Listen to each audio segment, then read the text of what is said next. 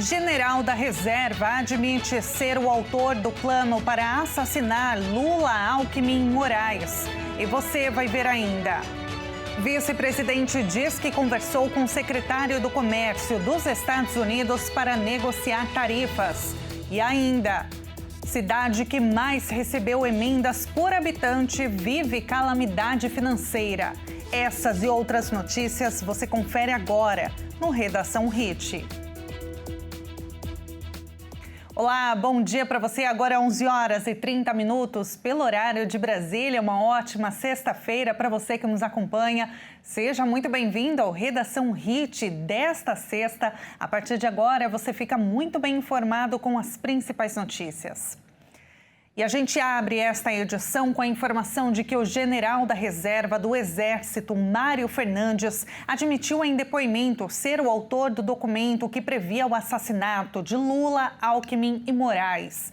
Outros réus da trama golpista que tentaram manter Jair Bolsonaro no poder foram ouvidos pelo Supremo Tribunal Federal.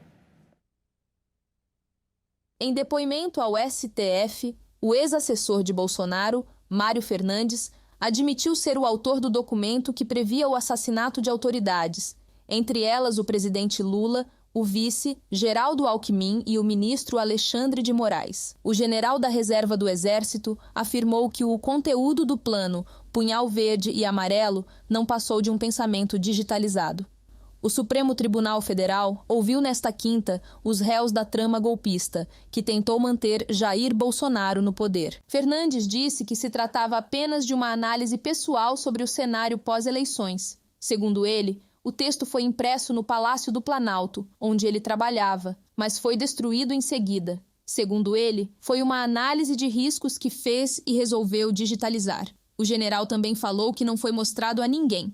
A Polícia Federal apontou que o plano foi elaborado em novembro de 2022, logo após a vitória de Lula nas urnas, e teria sido discutido por militares na casa do general Braga Neto, ex-ministro de Jair Bolsonaro e então candidato a vice-presidente. Segundo as investigações da Operação Contragolpe, o plano previa o assassinato do presidente Lula, do vice-presidente Alckmin e do ministro do STF, Alexandre de Moraes, como parte de uma tentativa de golpe de Estado. Fernandes é réu no núcleo 2 do inquérito que apura a trama golpista. O Tribunal de Justiça do Distrito Federal condenou o ex-presidente Jair Bolsonaro por violação de direitos infantis e danos morais coletivos. A condenação de R$150 mil se baseia no uso de imagens de crianças fazendo gestos de arma com as mãos durante a campanha de 2022 e ainda em declarações de Bolsonaro sobre meninas venezuelanas. O ex-presidente afirmou durante um podcast que as adolescentes migrantes se arrumavam para fazer programa, nas palavras dele. E a frase, abre aspas, pintou um clima, fecha aspas, foi usada por ele na ocasião. Segundo o tribunal, a fala objetifica as jovens, insinua exploração sexual e reforça estigmas sociais. O vice-presidente Geraldo Alckmin, que também é ministro do Desenvolvimento, Indústria e Comércio, revelou nesta quinta ter interrompido uma conversa telefônica com o secretário de Comércio dos Estados Unidos sobre a imposição de tarifas de importação contra produtos brasileiros. A conversa ocorreu, segundo Alckmin, no último sábado. Conversamos com o governo norte-americano. Nós tivemos uma conversa com o secretário de Comércio, Howard Lutnick, uma conversa até longa, que entendo importante, colocando todos os pontos e destacando o interesse do Brasil na negociação. O presidente Lula tem orientado negociação, não ter contaminação política nem ideológica, mas centrar na busca de solução para a questão comercial. Questionado por repórteres sobre como o secretário norte-americano reagiu à conversa, Alckmin preferiu não entrar em detalhes, mas classificou o diálogo como positivo. Essa foi a primeira conversa entre altos integrantes dos dois governos desde o início das taxações ao Brasil pelo presidente americano Donald Trump há 2 semanas. E enquanto o Brasil trava uma batalha com o governo dos Estados Unidos para evitar a alta de tarifas de importação, a Argentina comprou mais produtos brasileiros no primeiro semestre deste ano. A Argentina aumentou em 55,4% a importação de produtos brasileiros nos primeiros 6 meses de 2025, investindo mais de 9 bilhões de dólares ou cerca de 50 bilhões de reais. De janeiro a junho, os brasileiros venderam aos vizinhos do Sul, principalmente, veículos de passageiros, autopeças e acessórios e veículos para transporte de mercadorias. E até mesmo os produtos tradicionais do país, como a carne bovina, também ganharam espaço no país vizinho. A entrada desses itens, que era de cerca de 1 milhão de dólares no primeiro semestre do ano passado, passou a quase 23 milhões de dólares em igual período deste ano. Os dados são do Ministério do Desenvolvimento, Indústria, Comércio e Serviços, sendo que parte deles compilada pela Associação Brasileira das Indústrias Exportadoras de Carnes. Por outro lado, no primeiro semestre, os brasileiros gastaram cerca de 6 bilhões de dólares em produtos argentinos, com alta de 1,6%, o que levou a balança a um superávit de 3 bilhões de reais a favor do Brasil. De forma geral, a Argentina passou a comprar bem mais do exterior neste ano. Apenas no primeiro trimestre, as importações chegaram a 32% do PIB. É a maior porcentagem em 135 anos, de acordo com um relatório da consultoria Argendata. E a França vai reconhecer o Estado palestino em setembro durante a Assembleia Geral da ONU em Nova York. Quem anunciou nesta quinta-feira foi o presidente Emmanuel Macron. Fiel ao compromisso histórico com uma paz justa e duradoura no Oriente Médio, decidi que a França vai reconhecer o Estado da Palestina, publicou Macron na rede social X e no Instagram. A França vai presidir com a Arábia Saudita uma conferência internacional de chefes de Estado e governo, com o objetivo de relançar a chamada solução de 2 estados, um palestino e outro israelense. Um total de 142 países já reconheceram o Estado palestino. Estados Unidos e Israel se opõem firmemente a essas iniciativas diplomáticas. Macron ressaltou a urgência de que termine a guerra na faixa de Gaza. O presidente francês afirmou que deve-se construir o Estado da Palestina, garantir a sua viabilidade e permitir que, ao aceitar a sua desmilitarização e reconhecer plenamente Israel, participe da segurança de todos no Oriente Médio. O vice-primeiro-ministro de Israel, Yariv Levin, criticou o anúncio de Macron, afirmando que representa uma ajuda direta ao terrorismo.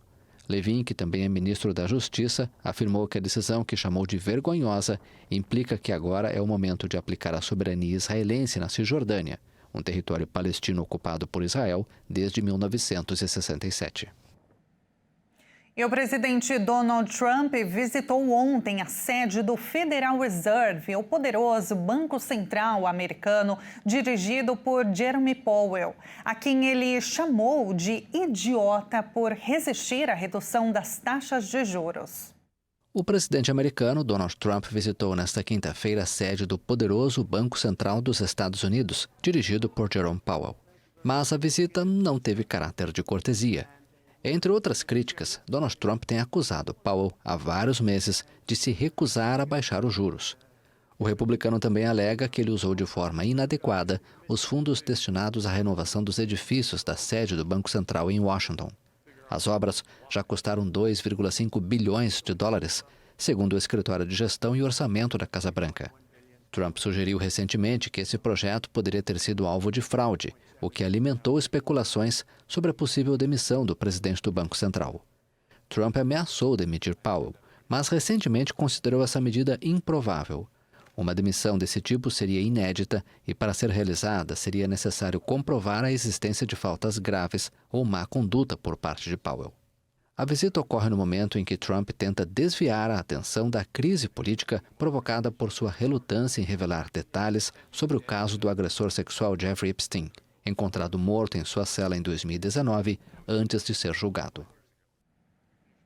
E veja a seguir, cidade que mais recebeu emendas parlamentares por habitante vive agora calamidade financeira. E agora na sua tela, câmera ao vivo da cidade de Morro Grande, em Santa Catarina, 17 graus neste momento. Nós voltamos já já.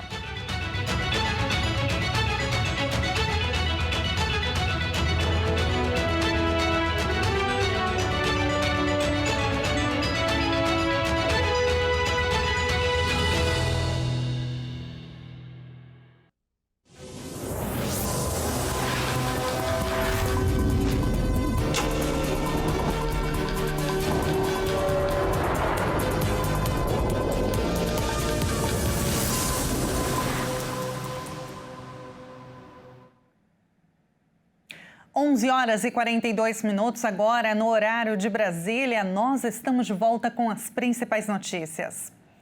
E olha, o fim de semana está chegando e muita gente quer saber como vai ficar o tempo. Será que teremos 2 dias de descanso para quem não vai trabalhar, né? Claro, de sol ou chuva. E as temperaturas?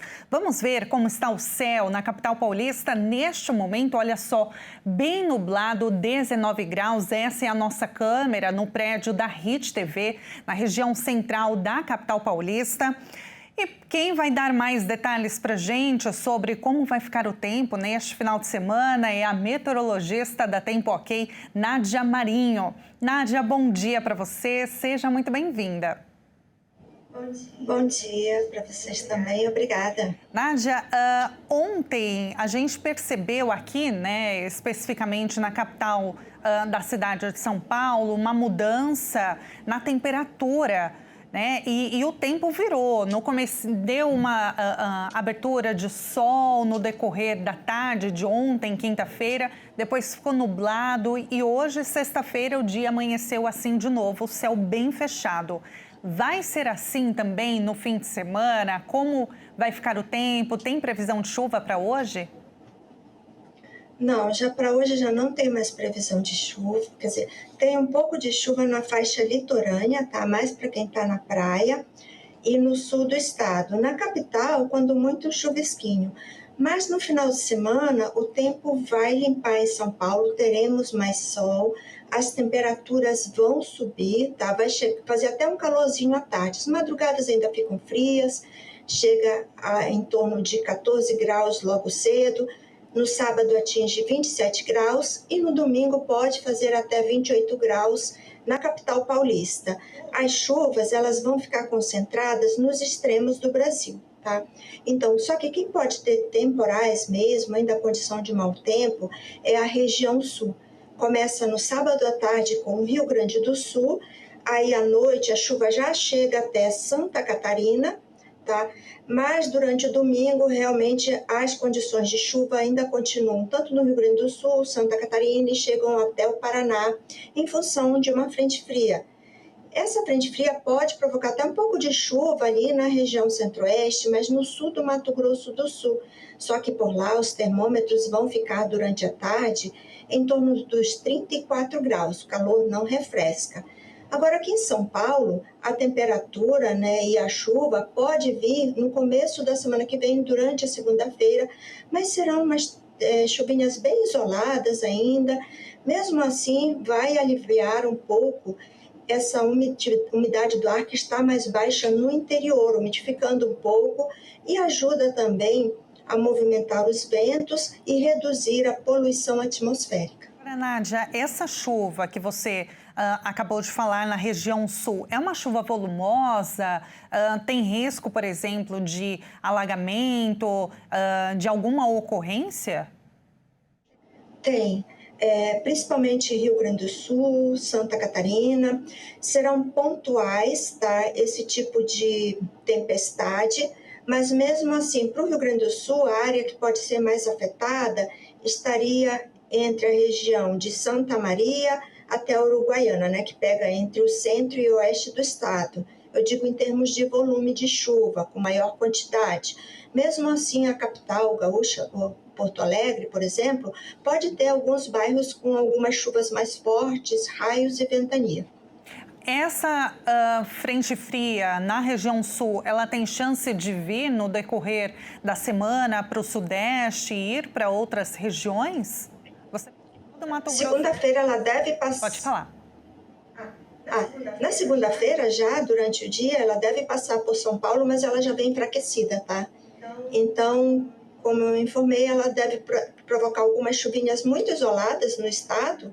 Por enquanto, não tem nenhuma tendência a chuva forte para o Sudeste, só algumas chuvas isoladas, um pouco mais fracas, só no litoral que ainda fica com uma condição de chuva um pouquinho mais forte, mas mesmo assim, nada muito extremo. Agora, Nádia, em outras regiões, norte e nordeste do país, quais são os principais destaques? Como que deve ficar o tempo nos próximos dias? Bom, no Nordeste, as chuvas são aguardadas mais na área costeira, entre Alagoas e o Rio Grande do Norte, pega também as capitais, tá? No Norte, as chuvas ficam mais para o extremo, tipo no norte do Amazonas, no norte do Pará e principalmente o estado de Roraima. As demais áreas já ficam numa área um pouco mais seca.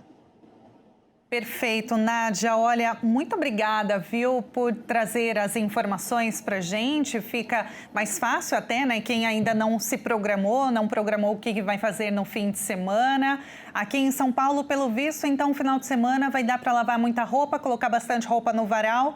Então, para aproveitar o sol no decorrer do dia, né?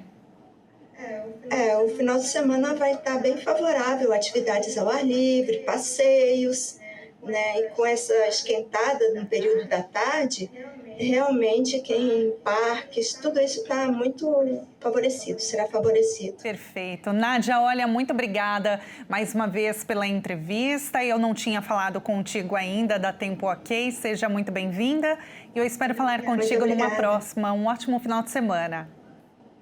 Para todos também. Obrigada. Muito obrigada, um ótimo dia. Nós acabamos de ouvir a meteorologista da Tempo Ok, Nádia. E olha, apesar de ter recebido mais de 100 milhões de reais em emendas parlamentares, São Luís do Anauá, a menor cidade de Roraima, enfrenta um caos econômico. Ao menos 6 obras importantes estão paradas com mais de 2 anos de atrasos. Uma escola municipal e um posto de saúde estão entre as obras milionárias da cidade de São Luís do Anauá, em Roraima, que estão paralisadas com atrasos de mais de 2 anos. As construções começaram no mandato do ex-prefeito James Batista, que foi cassado pelo TRE, mas recorreu e administrou o município de 2021 a 2024. Na gestão dele, São Luís do Anauá recebeu mais de 103 milhões de reais em emendas parlamentares federais e estaduais. Atualmente, de acordo com a atual gestão da Prefeitura de São Luís, o município deve mais de 38 milhões de reais. O valor representa 74% do orçamento sancionado para este ano na cidade, que é de cerca de 52 milhões de reais. Diante do rombo nos cofres, o atual prefeito de São Luís, Chicão, decretou estado de calamidade pública financeira em janeiro deste ano por 6 meses e o decreto é válido até o final deste mês. Mas, em meio ao decreto, Chicão também é suspeito de ter contratado e feito pagamentos indevidos a empresas de fachada e, por isso, também passou a ser investigado por desvio de verbas do município. A investigação é do Ministério Público de Contas. Em julho, o órgão pediu o afastamento imediato dele da prefeitura por desvios de verbas, que somam mais de 7 milhões de reais. O pedido está em análise no Tribunal de Contas de Roraima. Os fãs da cantora Preta Gil podem se despedir num velório aberto até a 13h no Teatro Municipal do Rio de Janeiro. Também está previsto um cortejo por circuito batizado em homenagem à cantora. Preta Gil morreu no último domingo, aos 50 anos, em Nova York, após um longo tratamento contra um câncer no intestino. Ela passou mal a caminho do aeroporto quando se preparava para retornar ao Brasil. Após o velório no Teatro Municipal do Rio de Janeiro, na Ceilândia, o corpo da cantora será levado em carro aberto até o crematório e cemitério da Penitência, no Caju, onde haverá uma cerimônia restrita à família e amigos próximos. O cortejo vai seguir por vias do centro e da zona portuária, passando pelo circuito que nesta semana recebeu o nome da artista em homenagem póstuma. Para receber os fãs da cantora, a Prefeitura do Rio montou um esquema especial de interdições e bloqueios no entorno do Teatro Municipal. Outras vias, como a Rua Araújo Porto Alegre e a Avenida Evaristo da Veiga, também terão circulação de veículos proibida em determinados trechos e horários. Agentes da Sete Rio, da Guarda Municipal, da Comlurb e do Centro de Operações do Rio atuarão para garantir a segurança e a fluidez do trânsito na região. O Conselho Curador do FGTS informou que cerca de 134 milhões de trabalhadores vão receber quase 13 bilhões de reais do lucro do Fundo de Garantia do Tempo de Serviço, FGTS, em 2024. O valor equivale a 95% do lucro registrado no ano passado. Com a partilha desses lucros, o FGTS terá rentabilidade de 6,05% em 2024, acima da inflação oficial de 4,83% no ano passado. E no Redação Hit de hoje, nós vamos conhecer agora uma cidadezinha do interior de São Paulo, conhecida como a Cidade dos Exageros, Itu.